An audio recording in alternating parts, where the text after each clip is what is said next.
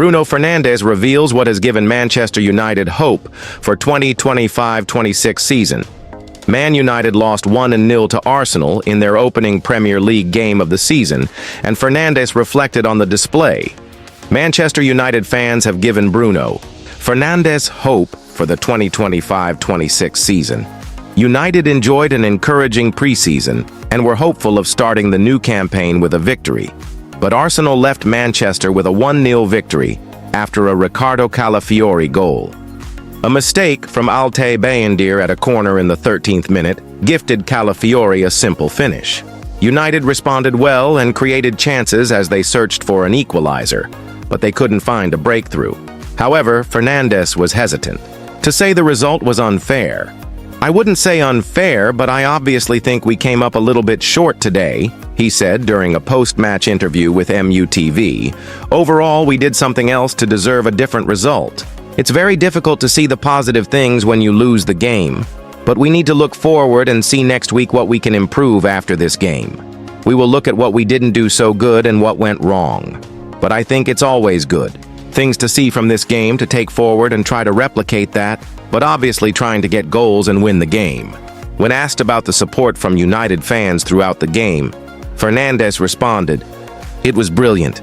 Like I just said in a previous interview, they talk about hope in the team for what we did and everything. When I finished the game, what gave me hope for the season being very good for us and positive was the way the fans reacted. When we came around and came into the tunnel, they gave us hope with that. The next game is very important for us to give something back." Ruben Amorim led the players around Old Trafford following the final whistle. The players showed their appreciation to the fans who applauded them for their effort. Fernandes also discussed the performances of Bryan Mbeumo and Matheus Cunha. "They did very well. We know what they can give to the game and we know the qualities they have," he said. "They are a very big threat on the ball and it's the beginning still. But they will do more and create more for us, I'm sure, because their quality is very, very high." Bruno Fernandes has admitted that Manchester United must improve in taking their chances if they are to be successful following their Premier League defeat to Arsenal. United failed to take their chances at Old Trafford, with Bryan Mbeumo, Matheus Cunha, and Patrick Dorgu all coming close.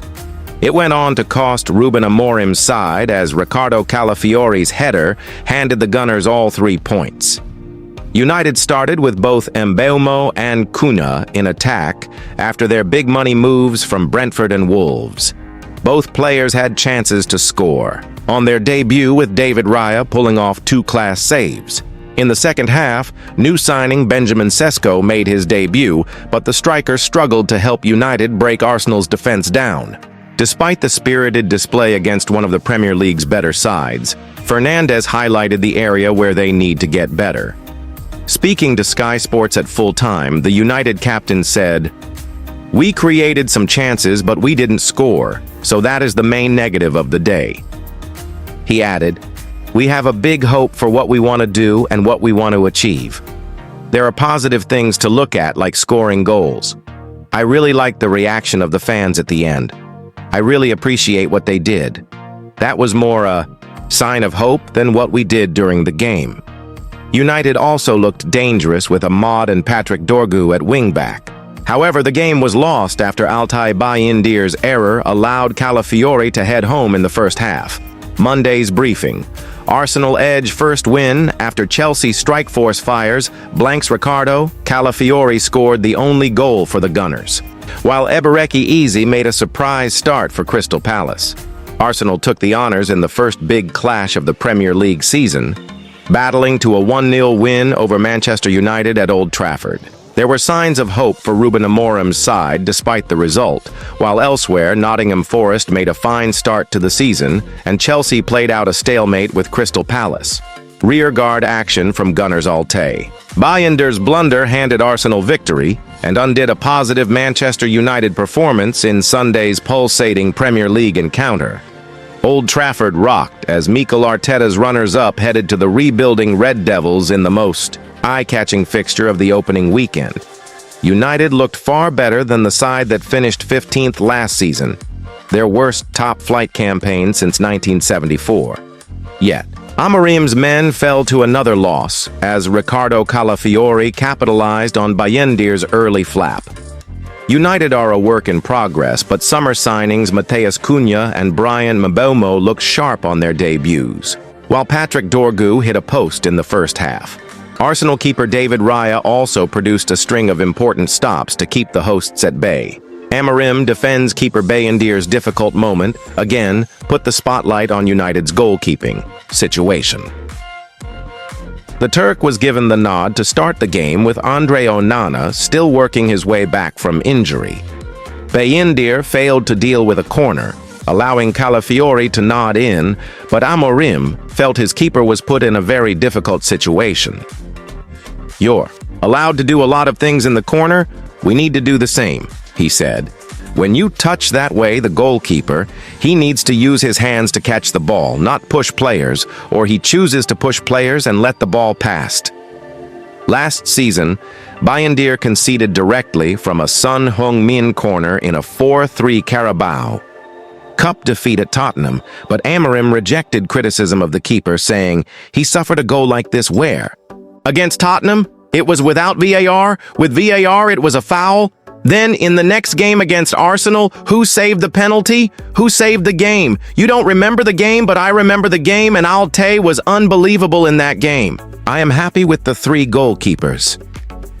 Spotlight on Eze Crystal Palace manager Oliver Glasner said, Ebereki Eze will play for as long as he remains at the club, and urged fans not to believe rumors the England international is about to be sold, amid reports of an imminent move. Eze was a surprise inclusion as Palace began their Premier League campaign with a goalless draw against a lackluster Chelsea at Stamford Bridge.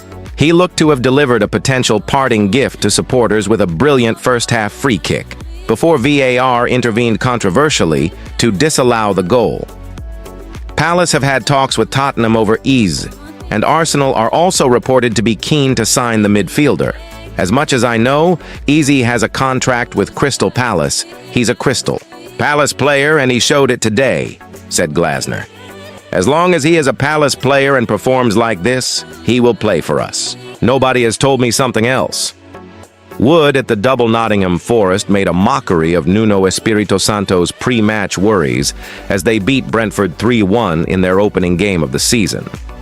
Nuno expressed his concern for the campaign ahead of the match, citing a lack of options in his squad, but he will feel better after a rampant display at the City ground. After new signings Omari Hutchinson and James McAtee were unveiled before kickoff, their new teammates put on a show as Chris Wood's double, and a debut goal for Dan Ndoye put them 3-0 up at the break. It was the start that new Brentford boss Keith Andrews would have dreaded, with Mbeumo and Christian Norgard sold over the summer and Yoane Wissa effectively on strike trying to force a move away. Andrews has not been handed the easiest of tasks in his first managerial role. Igor Thiago got the Bs on the score sheet with a second-half penalty, but life after Thomas Frank began poorly. Ramsey moves north. Newcastle completed the signing of Aston Villa midfielder Jacob Ramsey. The 24-year-old has signed a long-term contract with the Magpies, who are understood to have paid an initial $39 million for his services, with a further $4 million due in add-ons. The Villa Academy graduate, who made 167 appearances for the club, 10 of them in last season's Champions League, is head coach Eddie Howe's 4th acquisition of a difficult summer. Ramsey said, "I'm delighted to be here. It's been a mad 2 or 3 days, but I'm really happy to be here, and I can't wait to get started." Jacob is another fantastic addition to our squad, added Toon boss Eddie Howe. His qualities will bring us something different on the pitch, and he fits the profile of being young and hungry to develop, but also with a wealth of Premier League football under his belt. What's on today? Leeds mark their return to the Premier League on Monday night when they host Everton in the final match of the opening round.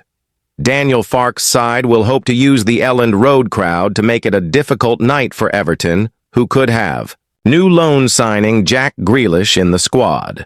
Facing the Toffees, meanwhile, could be forward Dominic Calvert-Lewin, who spent 9 years on Merseyside before departing at the end of his contract earlier this summer.